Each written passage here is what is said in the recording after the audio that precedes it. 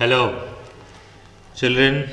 So, we will be taking the next part, that is biotechnology principles and process, part 2.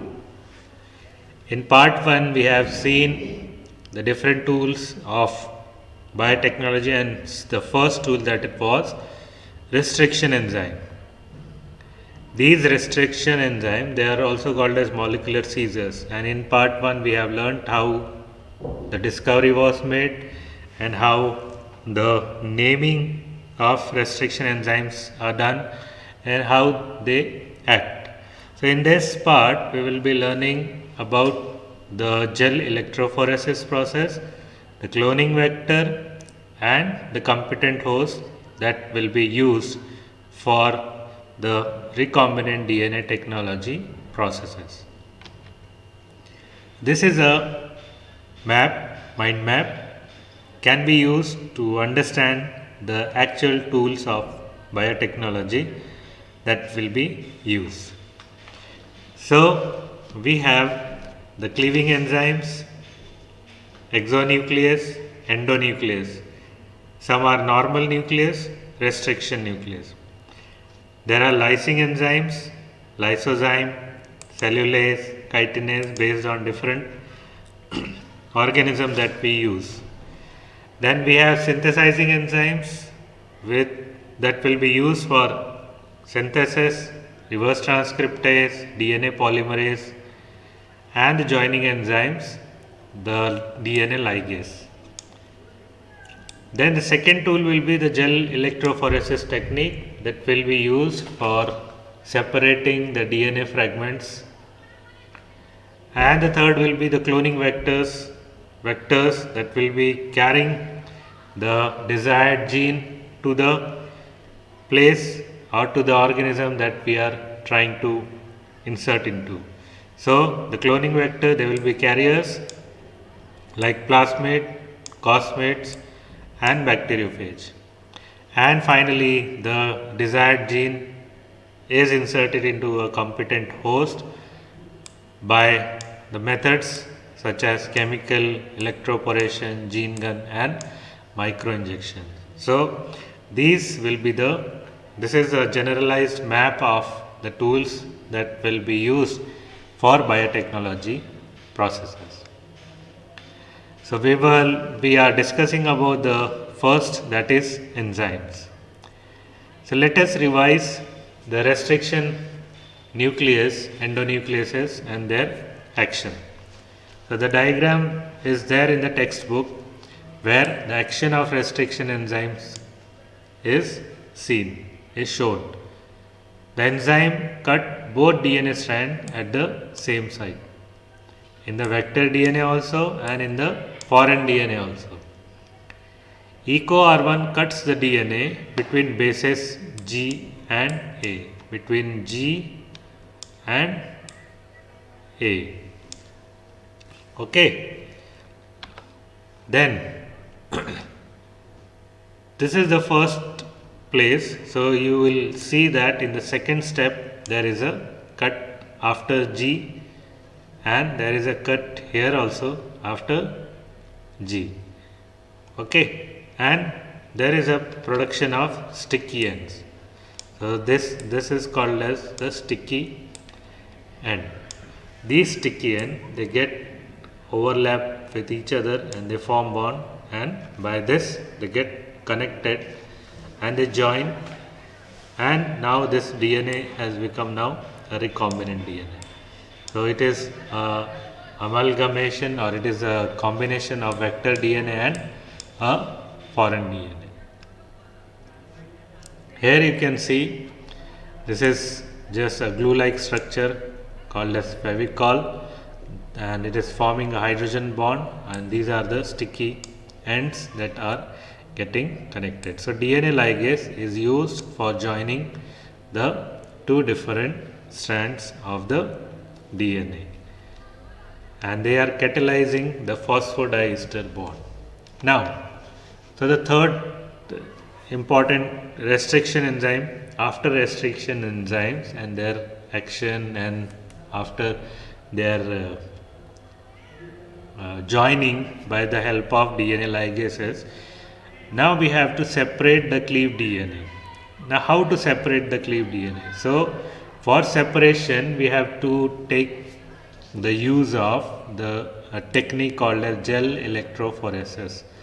So, it is a kind of electrophoresis based on a gel. Okay. So, here the gel that will be used will be agarose gel. So, this technique is used to separate DNA fragments according to the size. So, what is the basis of separating these DNA? The basis of this is according to their sizes. So, DNA samples, now if you see this diagram, the DNA samples are loaded into wells. This is a electrophoresis equipment. So, if you see, it has a structure like this, and it is a tub like structure where it is filled with agarose gel. So, agarose gel is obtained from a weed. Okay, then this is the sample that we have taken and that we want to separate. Then some small holes are there that will act as a well, and they are connected to the power supply. The positive are toward the negative cathode electrode is joined with the on the side of well, and on the other side it is positive terminal is there. Okay. DNA fragments are negatively charged, so they move towards the positive electrode. So we put DNA load. The proper word is loading. The DNA sample is loaded on this part, that is negative part of the electrode, and in the wells. And when the power is supplied, after supplying power, the DNA fragments they move towards the positive because DNA is a negatively charged. So, according to molecular size, the one that will be smaller, they will move faster and longer, and the one that will be of low molecular weight, high molecular weight, they will remain here at this end. Okay, and the low molecular weight DNA will be moving with a faster speed and a more greater length. So, DNA is fragmented by restriction endonuclease that are also called as molecular seizures. The DNA fragments are negatively charged and they can be separated by forcing them to move towards anode under an electric field through a medium or matrix. The gel that is used is agarose, which is a natural polymer of dextrose D-galactose and 3,6-anhydro L-galactose, which are extracted from seaweeds. The DNA fragments resolve out according to their size through sieving effect. That's why it is called as poresis. So, by the agarose gel. Hence, a smaller fragment size the farther it will move. The separated DNA can be this is about this. Now, how to visualize? After staining, so staining, they are stained with ethidium bromide. This is a stain, but we will not be able to see until and unless it is exposed to UV radiation, where we will see the orange bands. Now, these bands can be separated from the DNA and cut out from the gel piece with the help of a process called as elution. Now, the purified DNA fragments are used to form recombinant DNA, which can be joined with cloning vector. Okay, so we have purified our DNA and the DNA that we were interested in. So, what are the tools? Now, so this is about the extraction and the molecular seizures. So, let us see the next part, that is cloning vectors and the making of a host competent to accept the recombinant or a new foreign DNA. So cloning vectors, they are of different types, and you know these vectors, they clone the desired gene into large numbers. Extra chromosomal replicons of DNA which can be isolated and can replicate independently of the chromosome. So we want anything that can replicate independently of the chromosome. If a vector replicate in two hosts, it is called as shuttle vector. Okay, many diseases that you know that they need two hosts. Okay, now the number one is plasmid, cosmids, bacteriophage, phasmids, YAC or BAC. So what are plasmids? Autonomously replicating extra chromosomal circular DNA found in bacteria. In bacteria, the chromosome is there, normal chromosomes are there. Including this, there are number of plasmids, circular extra chromosomal DNA. And sometime in yeast, the word plasmid first coined by Joshua Lederberg in 1952. Okay, so plasmid is one which is there in the bacteria. Then cosmids, hybrid plasmid that contain lambda phage cos sequence, cos sites plus plasmid, they form a cosmid. DNA sequences are originally from the lambda phage DNA. Okay, then we have bacteriophage, viruses that infect bacteria called bacteriophage. They are used to transfect bacterial cells, that we have seen in a Hershey-Chase experiment. A bacteriophage was used, lambda bacteriophage, that we've seen that they transfer their genetic material to the bacteria. So they are also called as bacteria eaters. So the transfer of genetic material take place with the help of bacteriophage. So this can be used. The other that can be used is called as phasmids or YAC or BAC. Now viruses that infect bacteria are called bacteriophage. They are used to transfect bacterial cell. So yeast artificial chromosome and BAC bacterial artificial chromosome, they are also used during the Human Genome Project. Okay, so they were good carriers or vectors to transfer the gene. Now what is the cloning vector should have, and what are the characteristics it should have, so that we can use it for transferring or for transferring our desired gene. So we will take as per the syllabus, that is plasmid. So plasmids, they are what we have learned, that they are extra chromosomal circular DNA found in a bacteria, and they are autonomously replicating. They don't need the help of the chromosomes for their replication, and they occur naturally and can be made artificially also. So this is one of the plasmid which is named as PBR322. Okay, so this is the artificial plasmid as PBR322, plasmid of Bolivar and Roderick, and it is around 2700 base pair long. Okay, so what is the name of this plasmid? PBR322. We will take this plasmid as an example of a cloning vector. Other plasmids, other can be cosmid, bacteriophage, phasmids. These are of a higher level, or in syllabus we will go according to the syllabus, and it is what? The plasmids. Now an ideal vector, what it should have?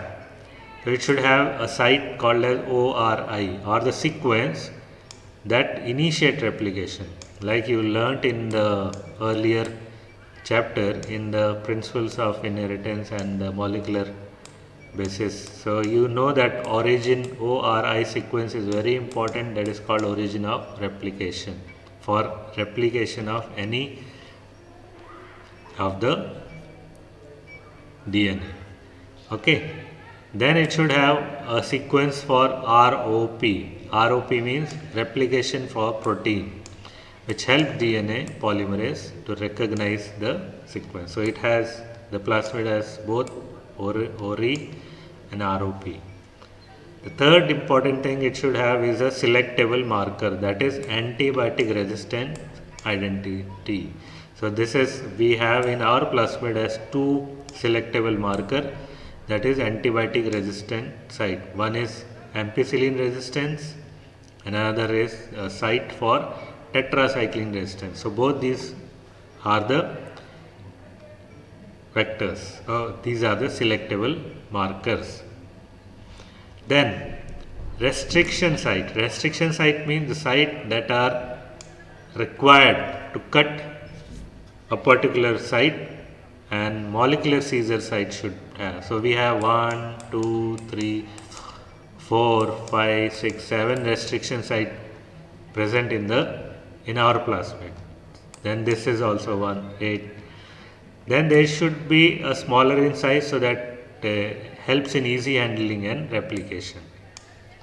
So this is one extra, but these 4 are very important, and any vector that will be used for the rDNA technology, it should have these characteristics in it, and our plasmid has all these 4 important sites are present in our plasmid PBr322.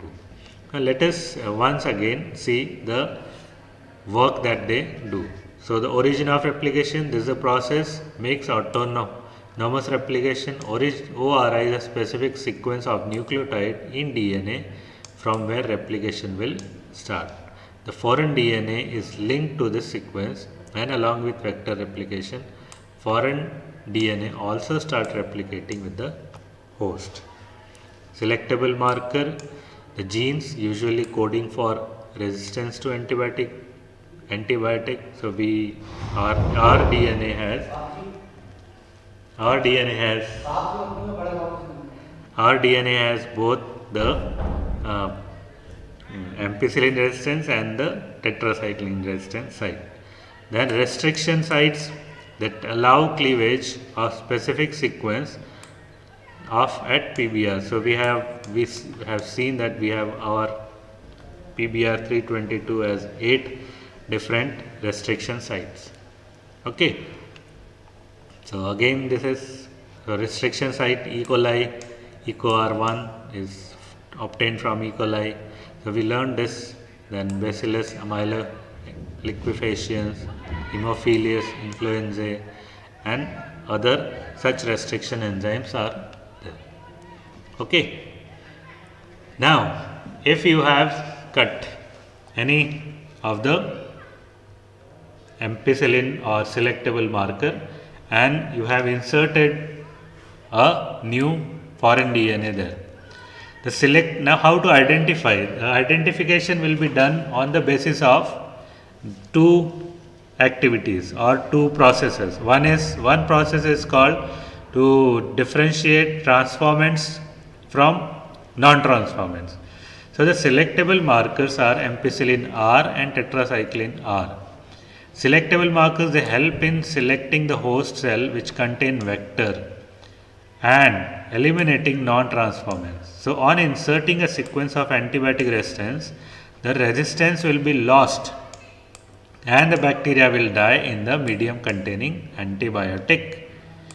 Okay, for example, if you have inserted a gene into a resistant site of tetracycline, okay, so here if you are inserting a new gene, so what will happen, this plasmid will lose the resistance towards tetracycline, and if you keep it under tetracycline, it will not work or it will die.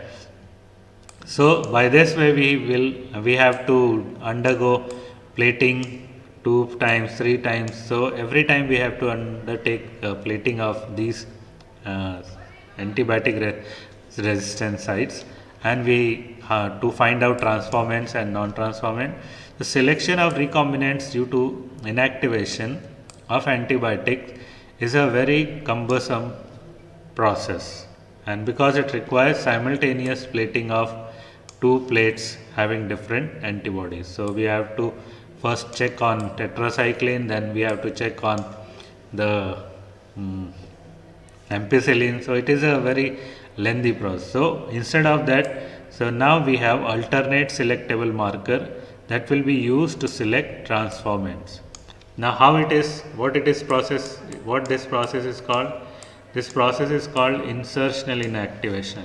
The insertion of rDNA into the coding sequence of enzyme alpha galactosidase leads to inactivation of enzyme called insertional inactivation. So we are going to insert a DNA, foreign DNA, into the sequence of enzyme, sequence site of enzyme alpha galactosidase. Okay, so here we will insert the foreign DNA. So this gene will lose the property of expression.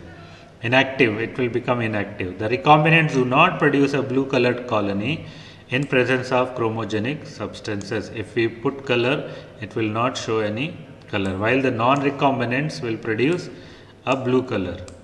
Thus, coding sequence of beta galactosidase is a better marker. This is a diagram. So this is a plasmid vector. Okay, so it has two sites, one site which is used the coding sequence of enzyme beta galactosidase. Okay, this blue color, and a foreign DNA is being inserted here, and when it is inserted in the sequence, within the sequence of beta galactosidase, what will happen? It will produce a white colony, so no color will be formed.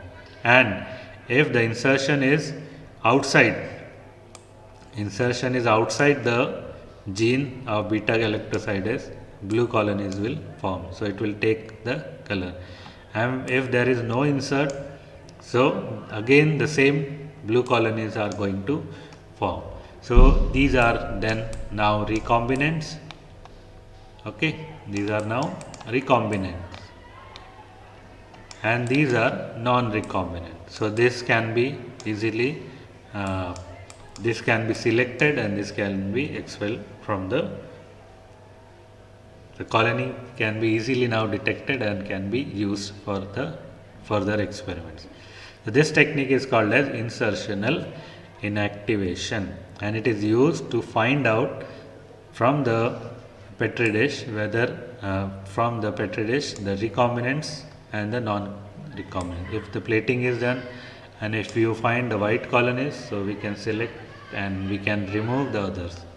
Okay, so these vectors are for other, what are the other vectors in plants and animals? So other vectors that will be used can be the tDNA.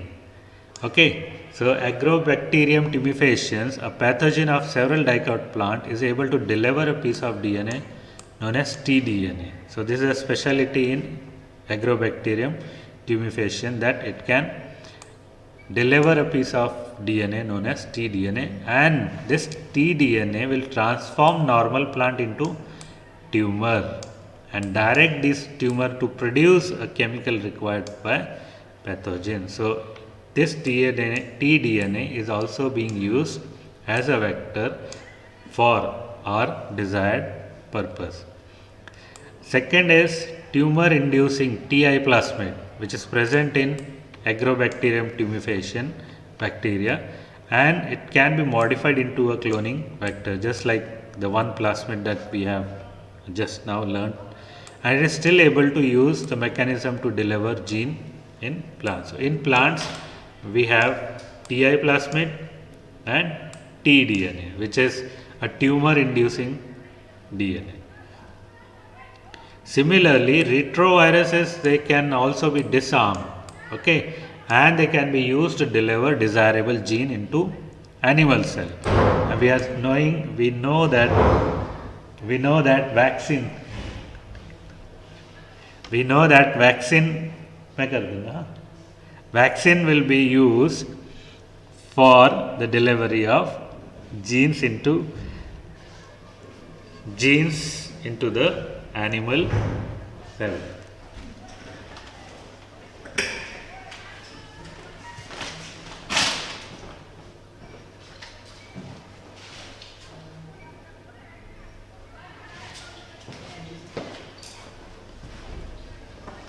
Okay, so this is there. We will in plants there is a use of tDNA and Ti plasmid for transferring of genes. Similarly, retrovirus can be used in plant, animal, or any bacterial. Okay. So this is also the same other cloning vectors. These are the different cloning vectors. Now, how to make a competent host? To make a competent host to accept the plasmid. So to accept, now the plasmid is recombinant now. Now after making it, the plasmid should be used or should be taken by an eukaryotic cell. So eukaryotic cell should take this bacteria and especially this plasmid. So how to make it the host competent? So it can be transferred. The host like bacterial cell is made competent to be transformed with the recombinant DNA and used to carry out vectorless gene transfer. The cell wall removed through appropriate enzyme in E. coli, fungi and plant, like the one that we have discussed, lysozyme and all enzyme that will be used. Cell now treated with cation to neutralize negative charge of DNA and a negative phospholipid charge in membrane.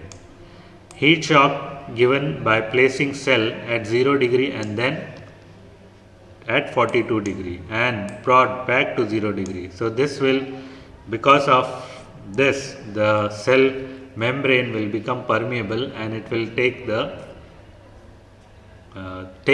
this plasmid easily. Okay. Then we have other methods also, like one chemical method. Protoplast plus gene is kept in PEG, polyethylene glycol, and the gene enters into the host. Then we have another technique, electroporation, where cells kept in medium is kept in a high voltage for a short time, and this produces tiny pores through which gene enters the cell, and afterwards the pores are closed. So electroporation, the name itself suggests, chemical method. Then we have gene gun, where the DNA is coated on gold or tungsten particle and shot to make particles reach host nucleus. So this is also one biolistics. This is also called as what? Biolistics or gene gun. Then we have one more method by which we can make the gene to enter into the host cell. It is used to insert gene in animal cells using microscopy. A micro injection used to transfer gene in animal cell nucleus. So a pipette and the micro injection, micro needle is used, and with the help of microscope the foreign DNA can be inserted into the eukaryotic cell. Okay. So now the host has taken the gene of our desirable interest. Okay. So these all are the processes of rDNA technology. Thank you.